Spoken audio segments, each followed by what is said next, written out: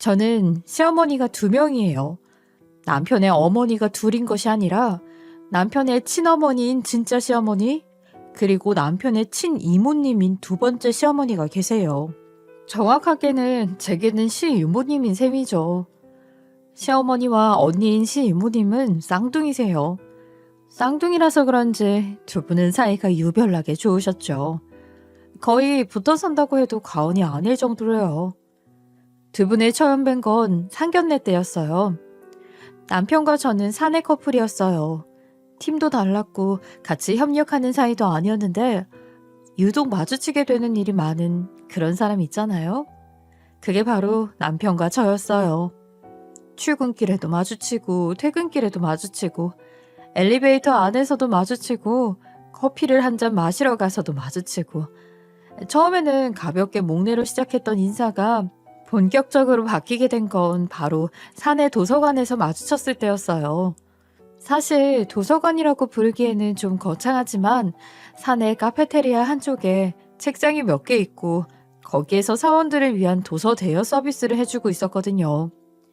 이런저런 책 읽는 걸 좋아했던 저는 이 서비스를 자주 이용하곤 했죠. 어느 날 읽고 싶은 책이 가장 위에 책장에 있어 까치발을 하고 책을 꺼내려고 안간힘을 쓰고 있었는데 어떤 커다란 손이 나타나 그 책을 꺼내서 저에게 내밀더군요. 고맙습니다 하고 고개를 숙였다 들었더니 어디서 많이 본 얼굴이 있더라고요. 서로 하고 놀란 후 우리는 서로 미소를 지었어요. 저랑 책 취향이 비슷하신가 봅니다. 이 책 저도 읽었는데 무척 재미있더라고요. 어머, 다행이네요. 힘들게 꺼냈는데 별로였으면 슬펐을 것 같아요. 그 후 남편이 먼저 말을 꺼내더군요. 이왕 이렇게 된 거 서로 통성명이나 하고 지내자고요. 저는 그러자고 했어요. 그 후에도 우리는 자주자주 마주쳤죠. 취미나 좋아하는 카페의 취향까지도 정말 많은 것들이 너무 비슷했던 거예요. 그 후 우리가 연인이 되기까지는 그렇게 긴 시간이 걸리지 않았어요. 남편도 저도 평범한 집안에서 자랐고 지극히 평범한 삶을 살아온 사람들이라 우리는 서로 참 잘 맞았어요. 연인이 되어 사계절을 한 번씩 같이 보낸 후 남편은 저에게 프로포즈를 했고 저는 당연히 승낙했죠. 각 집안의 반대 같은 것도 없었기 때문에 우리 결혼은 일사천리로 진행됐어요. 그렇지만 상견례 때 깜짝 놀랄 만한 사건이 있었던 것만 빼고요. 상견례 장소에 도착했을 때 저희 가족은 깜짝 놀랐어요. 상대 가족분이 먼저 도착하셨다는 얘기를 들었는데 예약한 룸에 들어가니 시어머니 한 분만 덩그러니 앉아 계시는 거예요. 인사를 드리고 왜 혼자 먼저 오셨냐는 이야기를 꺼내려는 찰나 갑자기 뒤에서 우리가 늦었니? 하는 목소리가 들려왔죠. 시어머니의 목소리였어요. 저는 너무 놀라서 펄쩍 뛰어오를 뻔했지 뭐예요. 자리에 앉아 계시는 것도 뒤에서 들려온 목소리도 분명 둘 다 시어머니였거든요. 저와 저희 가족이 너무 놀라 어안이 벙벙해 있는 걸 보고 시어머니는 무슨 일인가 하고 눈을 깜빡거리시며 룸으로 들어오셨다가 본인도 깜짝 놀라셨는지 눈을 커다랗게 뜨셨어요. 어머 언니 여기는 어떻게 알고 이렇게 먼저 와 있었어. 아유 깜짝 놀랐네. 사돈 어른들 놀라신 것 좀 봐. 네가 며느리를 보는데 내가 당연히 같이 와서 봐야지. 네가 그럴 생각이 없는 것 같아서 내가 먼저 와 있었어. 그래? 아휴 내 정신 좀 봐. 깜짝 놀라셨죠 사돈. 이쪽은 제 쌍둥이 언니예요. 머쓱하게 시이모님을 소개해 주시는 시어머니와 전혀 몰랐는지 경악한 표정을 하고 있는 남편, 그리고 못마땅한 표정을 짓고 계시는 시아버지와 당황한 표정의 아주버님, 형님. 여기까지가 저희 부모님이 말씀해 주신 시댁 식구들의 첫 인상이었어요. 저 역시 놀라긴 했지만 나중에 남편한테 사정을 좀 듣고 나서야 이해가 되더라고요. 시어머니와 시이모님의 관계는 단순히 자매의 우애를 넘어선 무언가가 있었어요.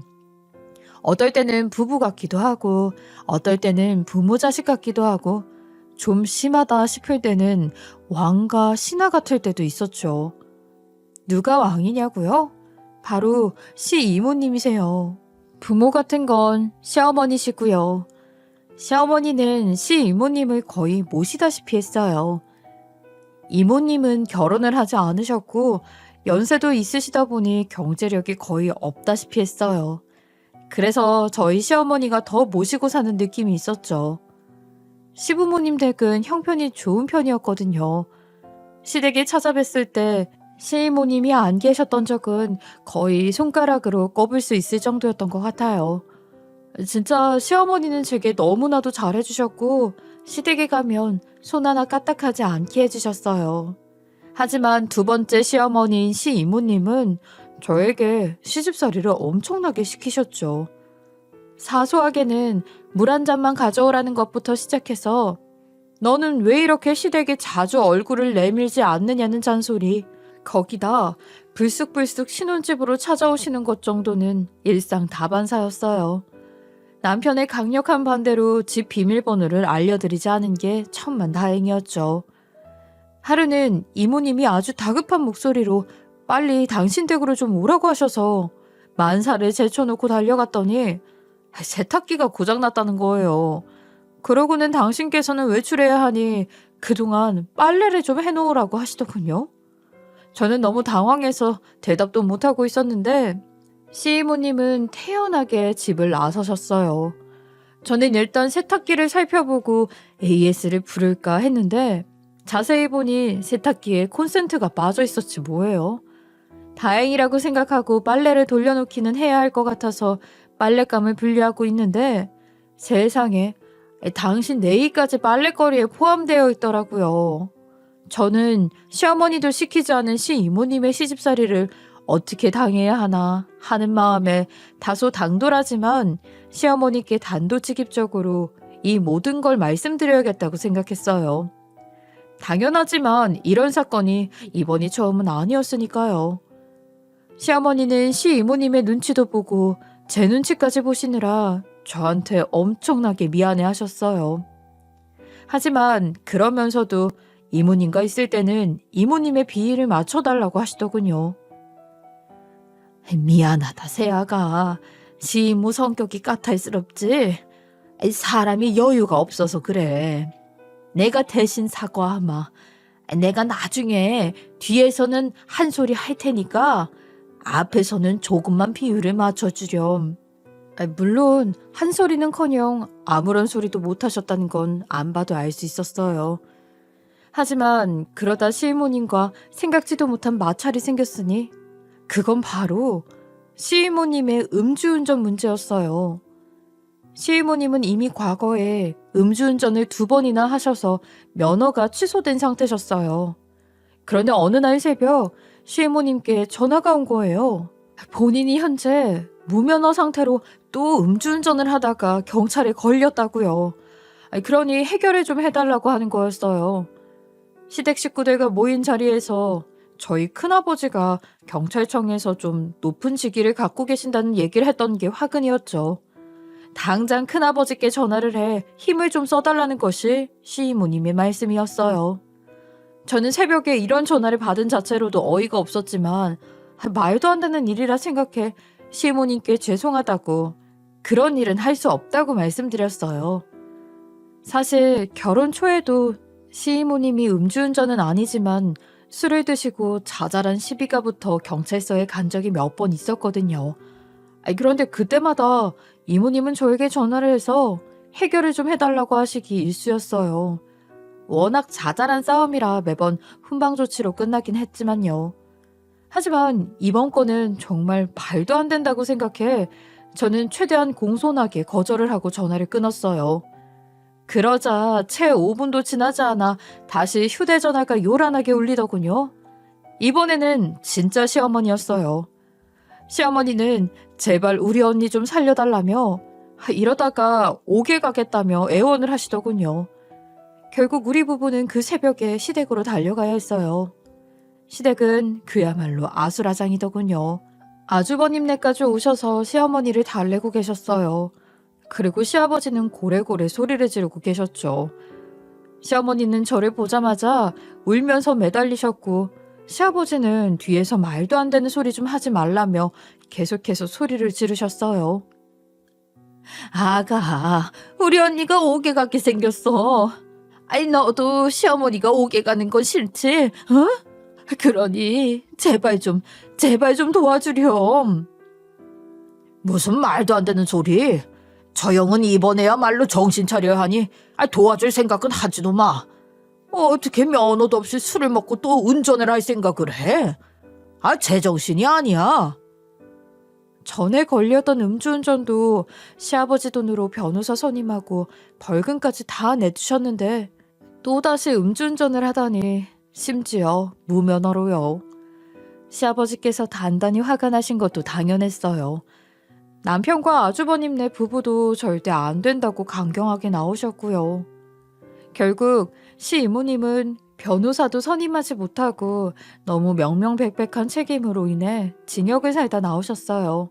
시이모님이 징역살이를 하는 동안 어머님은 그 근처에 원룸을 얻어 매일같이 이모님 면회를 갔으니 말 다 했죠. 그리고 그 일로 인해 시어머니의 태도는 180도 달라지고 말았어요. 그 기간 동안 제가 인사만 해도 찬바람이 쌩 불 정도였죠. 하지만 더 놀라웠던 건 바로 시이모님의 태도였어요. 시이모님은 징역을 살고 나오신 후 정말 뉘우치고 있다는 태도로 저와 모든 가족들을 대하셨어요. 저를 멀리하시려는 시어머니를 향해 새아가가 잘못한 게 뭐가 있냐며 다 자기 잘못이라며 시어머니를 나무라시질 않나. 제 손을 꼭 잡고는 무리한 부탁을 해서 정말 미안했다고 말씀하시질 않나. 이쯤 되니 모두가 시이모님이 완전히 변했다고 믿었어요. 그곳이 무섭긴 했나 보다. 갱생과 교화가 충분히 됐구나 싶었죠. 저도 마찬가지였고요. 하지만 그 모든 게 시이모님의 계략이었을 줄 누가 알았겠어요. 시이모님은 새 마음 새 뜻으로 모든 것을 다시 출발하고 싶다고 하셨고 그 중에는 저와의 관계도 포함되어 있었어요. 시이모님은 저희 집에서 저녁이나 함께 하자며 당신께서 음식을 포장해 갈 테니 아무런 준비도 하지 말라고 하시더라고요. 저는 순진하게도 그 말을 믿고 아무런 준비도 하지 않았어요. 간단한 과일과 디저트, 차 종류만 준비해 놓고 있었죠. 남편과 함께 시이모님이 완전 변하셔서 정말 다행이다 같은 이야기들을 하면서요. 그런데 정작 시이모님이 가져오신 음식은 포장마차에서 사오신 듯한 떡볶이, 어묵 등이 전부였어요. 그러고는 예쁘게 해서 먹자며 접시를 내오라고 하시더군요. 저와 남편은 어안이 벙벙한 와중에도 일단 접시를 내와 거기에 음식들을 담았어요. 시이모님은 알 수 없는 미소를 지으며 너희가 좋아할 만한 걸로 사왔다고 하시더군요. 묘하게 말에 뼈가 담긴 것 같아 제가 의아하게 생각하고 있던 찰나 갑자기 벨이 울렸어요. 시어머니가 찾아오신 거였어요. 어머, 이제 오니? 그런데 먹을 게 없어서 어째? 새아가가 준비해둔다고 해서 난 빈손으로 왔는데 새아가는 평소에 이런 걸 즐겨 먹나 봐. 아유, 뭘 또 새아가 번거롭게 그런 걸 시켰어. 근데 떡볶이에 어묵? 이게 다 뭐니, 새아가?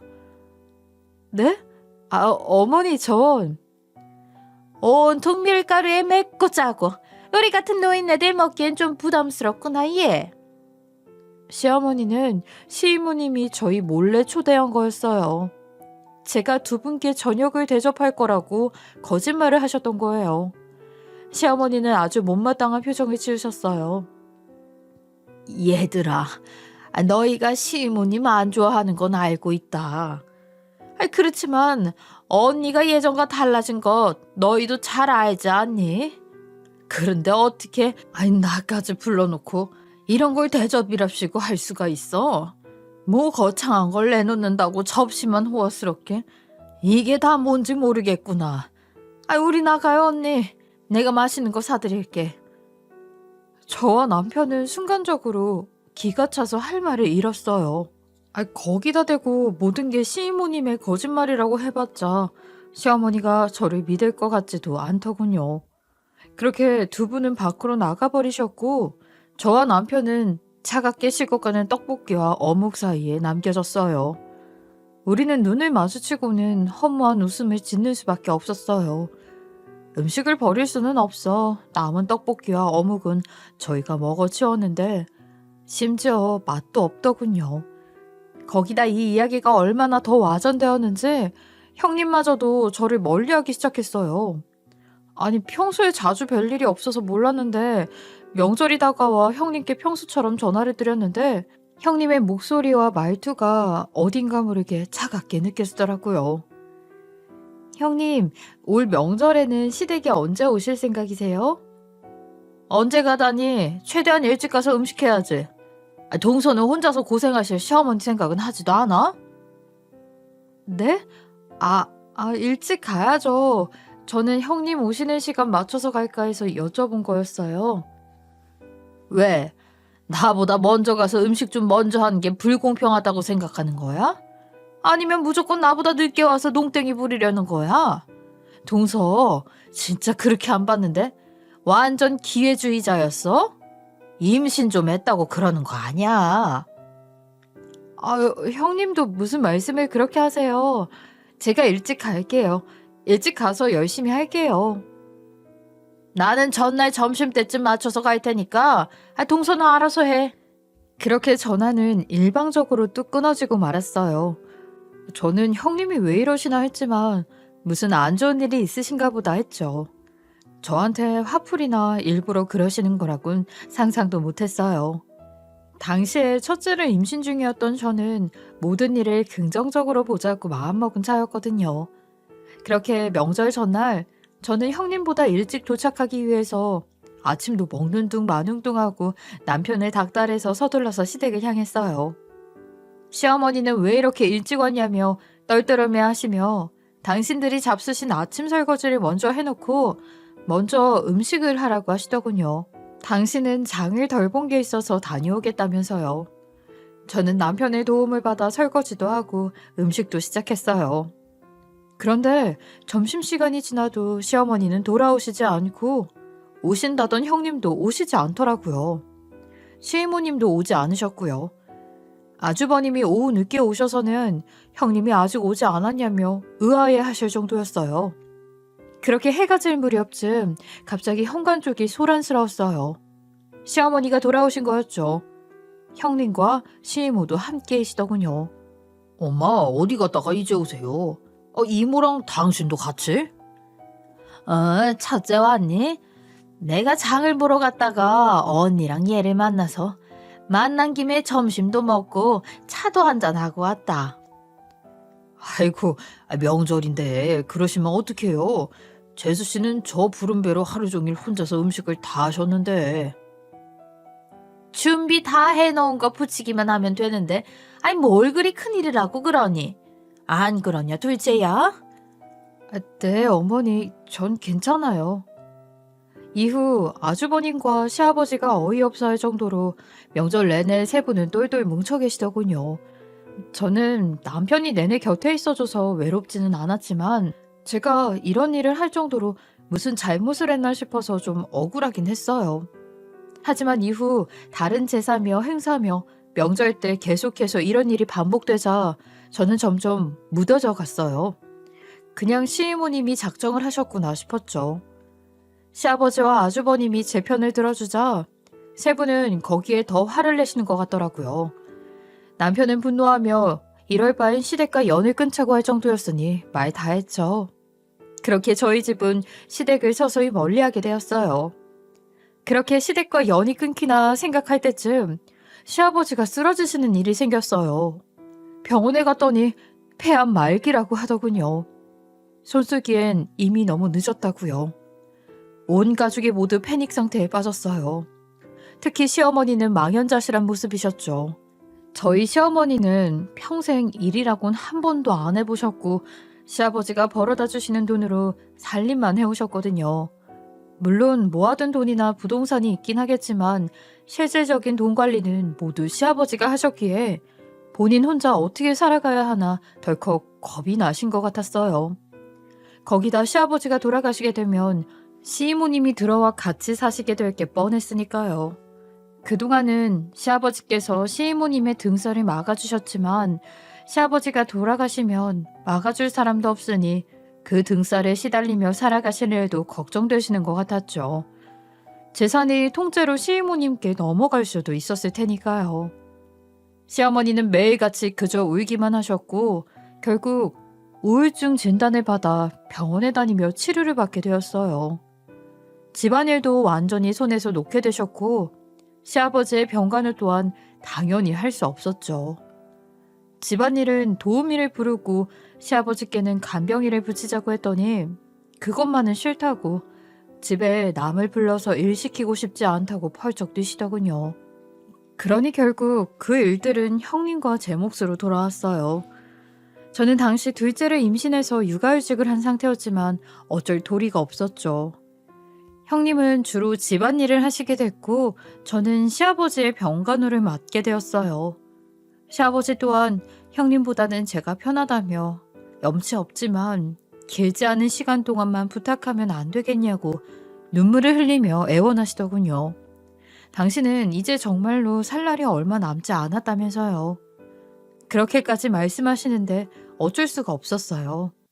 거기다가 그동안 시아버지께서 저에게 잘해주신 게 한두 개가 아니었기에 저는 흔쾌히 그러겠다고 했어요. 무리가 가지 않는 한에서는 최선을 다하겠다고요.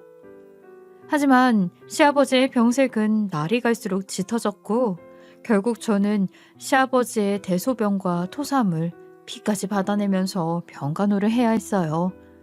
한 지붕 아래에서 시어머니는 방에 처박혀 매일같이 울고만 계시고 그렇게 몇 달을 보내자 저 또한 돌아버릴 것 같더군요. 결국 저는 남편과 이야기해서 시아버지를 호스피스 병동으로 모시기로 했어요.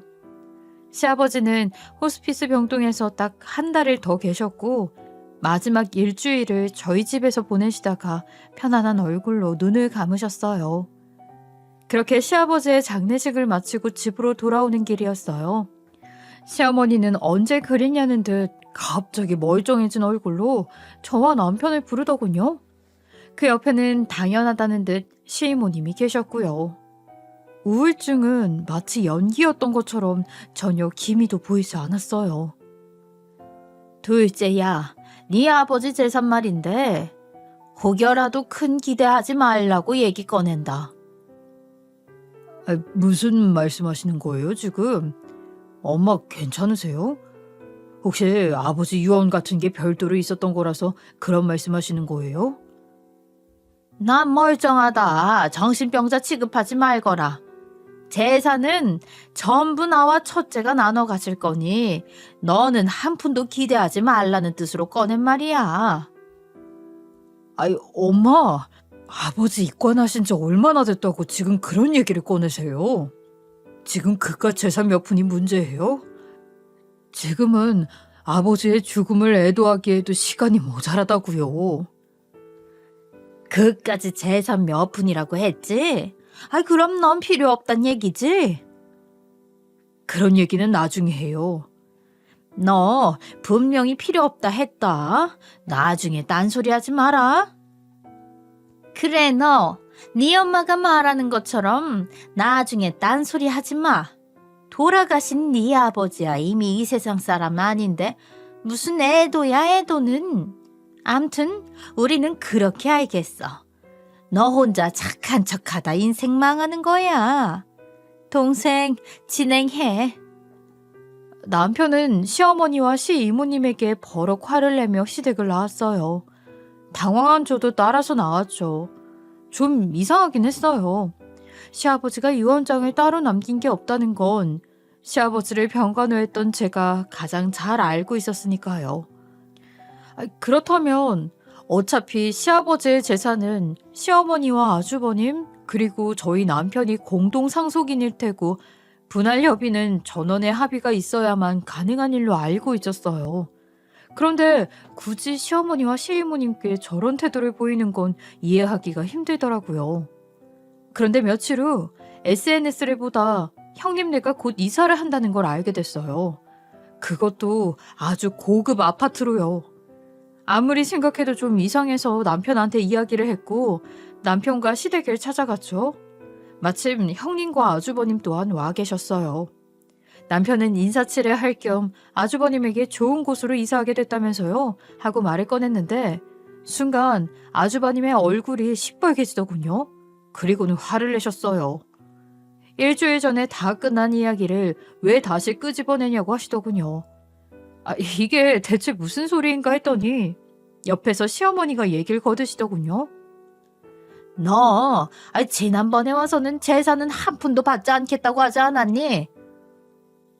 무슨 소리를 하시는 거예요? 나중에 얘기하자고 했죠. 그리고 제가 안 받는다고 해서 그 재산을 지금 형님한테 몽땅 다 드렸다는 얘기세요? 그리고 그걸로 형은 아파트를 샀다고요? 지금 그런 얘기인 거예요? 정리 한번 잘했구나. 그런 얘기가 맞다. 내가 너한테 기대하지 말라고 했잖니. 아니, 제가 엄마나 아버지한테 뭐 잘못한 거라도 있어요? 아버지 돌아가신 지 얼마 되지도 않았는데 이게 대체 무슨 경우예요? 옛날부터 넌 네 아내만 있으면 되지 않았니? 그리고 네가 네 입으로 말했잖아. 그깟 재산 관심 없다고. 바로 그 제 아내가 아버지 병간으로 한 건 잊으셨어요? 제가 시아버지의 재산을 노리고 병간호를 한 건 아니었지만 그래도 이거 너무 경우가 아니잖아요.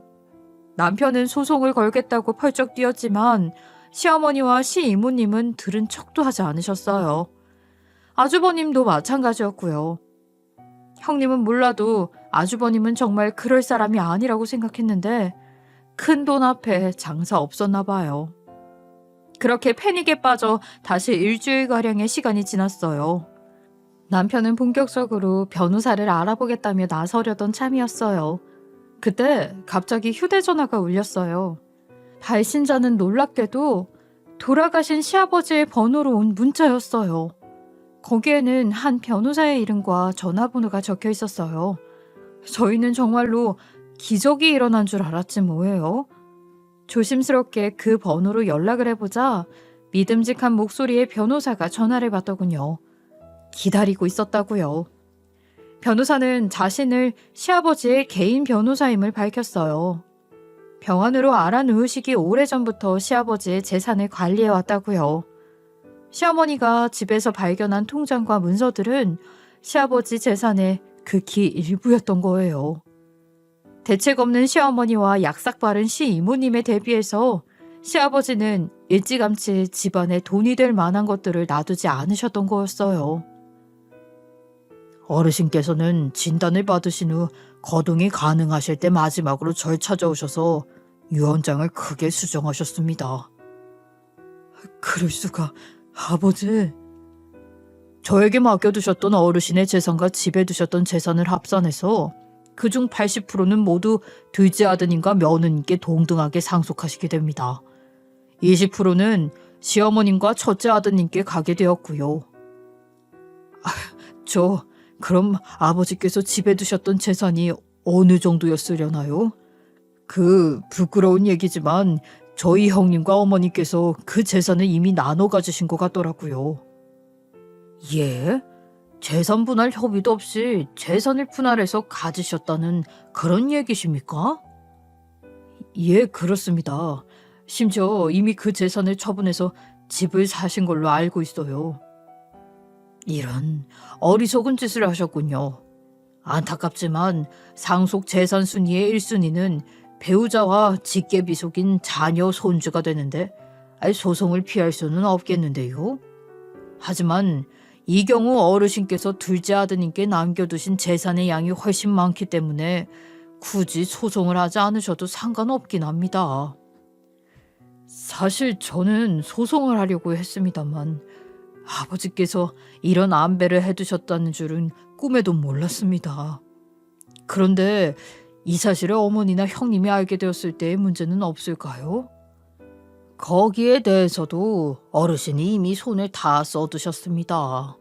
심지어 재산 분할 협의도 없이 이미 재산을 써버린 시점에서 저쪽에서는 이미 나쁜 패를 내놓은 셈이라서요. 어떻게 하실지는 둘째 아드님께 모두 달려 있습니다. 남편과 저는 서로를 마주보며 길게 심호흡을 했어요. 긴 얘기를 해야 할 것 같았거든요. 결론만 말씀드리자면 저와 남편은 소송을 하지 않기로 했어요. 갑작스럽게 갖게 된 재산을 어떻게 굴려야 할지 고민하는 것만으로도 충분히 머리가 아팠거든요. 하지만 시어머니와 시이모님 그리고 아주버님 형님에게 본인들이 승리한 것이 아니라는 것을 알려줄 필요는 있겠다 싶어서 저희는 제일 먼저 이사를 결심했어요. 이사를 한 장소는 저와 남편의 회사 근처의 커다란 아파트였어요. 직장인에게 있어 가장 중요한 건 출퇴근 거리 아니겠어요?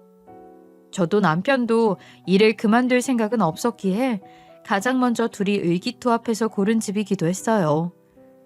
도심 한복판에 있어서 정말 어마어마한 가격이었거든요. 눈이 빙글빙글 돌아가는 것 같았어요.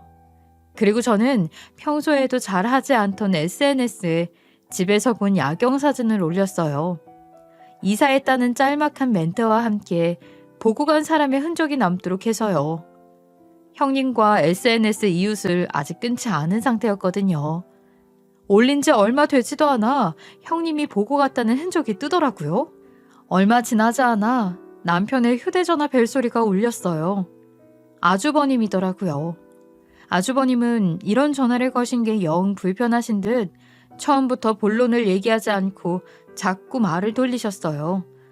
답답해진 남편이 무슨 일로 전화를 했냐고 대놓고 묻자 아주버님은 아주 어렵게 말을 꺼내셨어요. 이사했냐고요. 큰일이었을 텐데 왜 도와달라는 말도 없었냐고요. 남편은 태연하게 대답했어요. 형님이 말없이 이사하는 걸 보고 한번 따라해봤다고요. 야경이 좋으니 한번 놀러 오시라고도 했어요. 아주버님은 별 말씀이 없이 만 반복하시다가 어느 순간 전화를 뚝 끊어버리시더라고요. 이사하고 얼마 지나지 않아 저는 무사히 둘째를 낳았어요. 둘째의 이름은 돌아가신 시아버지께 감사를 표하는 의미에서 시아버지의 이름 중 한 자를 따서 지었답니다. 이번에도 저는 형님을 노리고 최고급 산후조리원에서 묶는 사진을 SNS에 올렸어요. 아기가 태어났다는 소식에는 반응도 안 하시던 분들이 이런 일에는 어찌나 소식이 빠르시던지 깜짝 놀랄 정도였죠.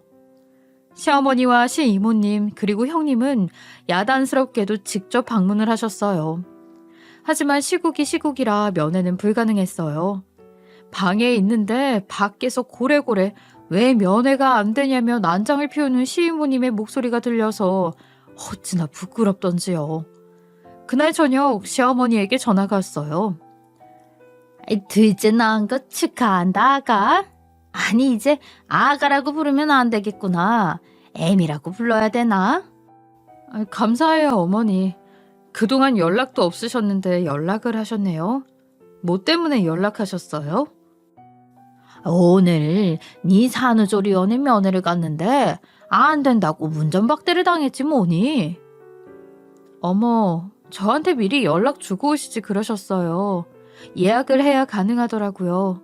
남편도 아직 한 번도 못 왔어요. 산후조리원 건물이 아주 번쩍번쩍하더구나.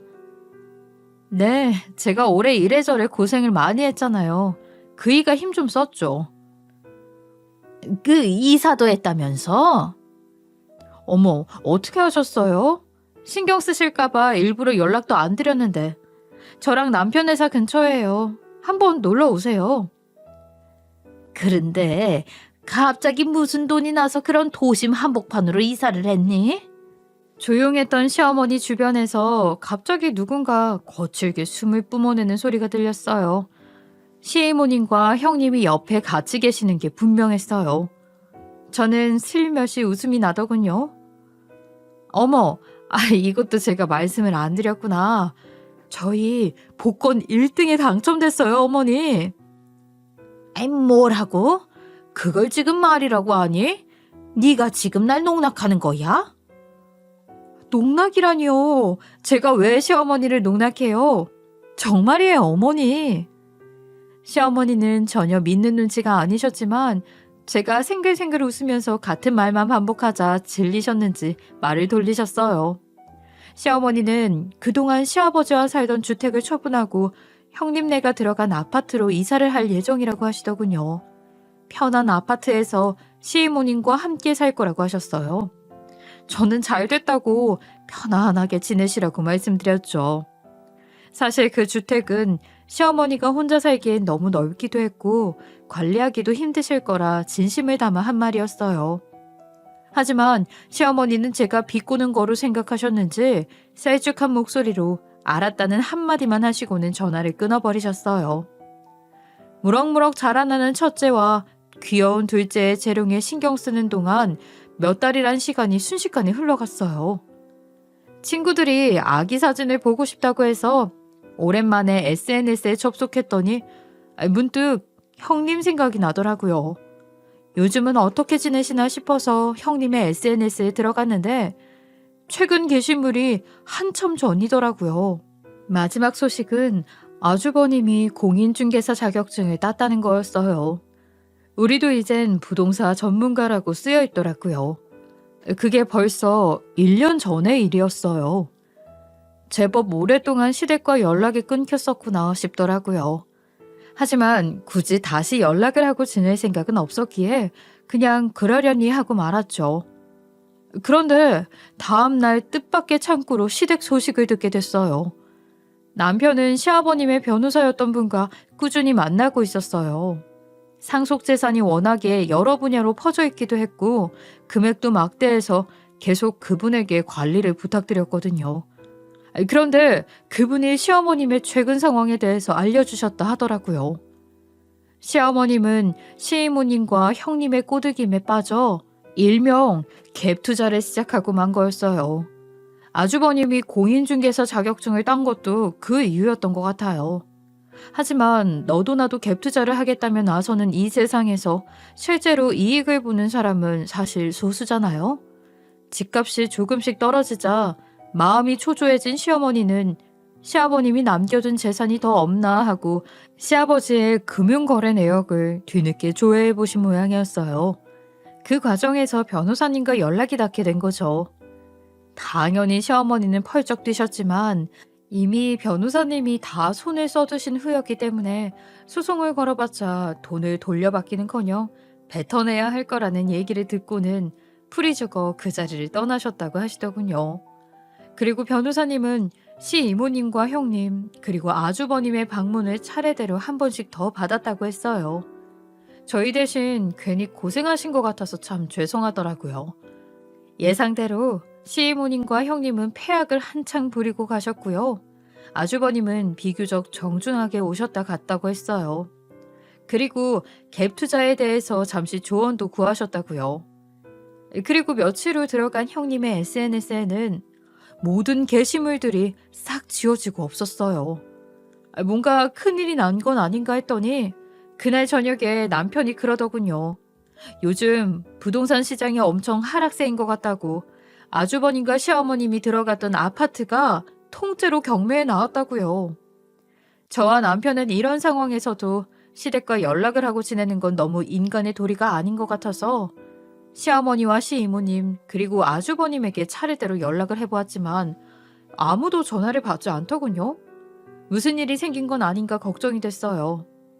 다음날 다행히도 남편에게 시어머니의 전화가 왔어요. 아주 지치신 듯한 목소리였다고 해요. 시어머니와 아주버님의 갭 투자는 완전히 실패했다고 해요. 집값은 바닥을 뚫듯이 하락했고 입지가 나빠 세입자 또한 좀처럼 구해지지 않았던 거예요. 거기다 가장 많은 돈을 투자한 지역은 조정 대상 지역으로 규제가 걸려 양도소득세가 어마어마하게 나왔다고 하더라고요. 형님과 시이모님이 초반에 멋모르고 사댔던 비싼 차, 가구 등을 둘 집조차 사라져버린 거였어요. 원래 이런 쪽에 지식도 없고 소심해진 시어머니는 이런 상태로는 하루도 더 못 살겠다 싶어 시이모님의 강렬한 반대에도 불구하고 모든 것을 헐값에 팔아버리셨고 지금은 본인 소유의 작은 집 한 채만 남았다고 하셨어요. 하지만 각종 세금이며 생활비며 앞으로 어떻게 해야 할지 모르겠다고 하소연만 실컷 늘어놓으시다 전화를 끊으셨다고 해요. 아마 형님과 아주버님의 상황도 크게 다르지 않겠죠. 저와 남편이 서로 닮은 사람이라 정말 다행이라는 생각이 들었어요. 저희 중 한 사람이 큰 욕심이라도 부렸다간 우리도 시어머니나 아주버님처럼 되었을지 누가 알겠어요? 둘이 그렇게까지 달랐다간 우린 시아버지 병간호를 하지 않았을지도 모르죠. 아니, 애초에 만나지도 못했을지도 모르겠네요. 그렇게 우리는 평소와 같은 삶을 보내고 있어요. 저는 곧 육아휴직을 끝내고 복직하고 남편이 대신 육아휴직을 신청했어요. 그리고 최근에 들려온 소식으로는 시어머니와 이모님이 서로 갈라섰다고 하더라고요. 어머니도 느끼신 바가 크셨는지 이모님을 내쫓았다고 했어요.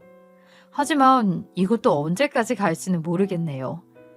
저희는 시댁 식구들 크게 생각 안 하고 저희끼리 인생에 큰 걱정거리 하나 없이 앞으로도 이렇게 평화롭게 행복하게 살 예정이랍니다. 시이모님처럼 욕심부리지 않고 남한테 빌붙지만 않으면 절반은 성공한 인생으로 살 것 같아요. 여러분들도 늘 사람 조심하시고 아무리 가족이어도 정도를 지키며 행복하게 사셨으면 좋겠습니다. 제 이야기 들어주셔서 감사합니다.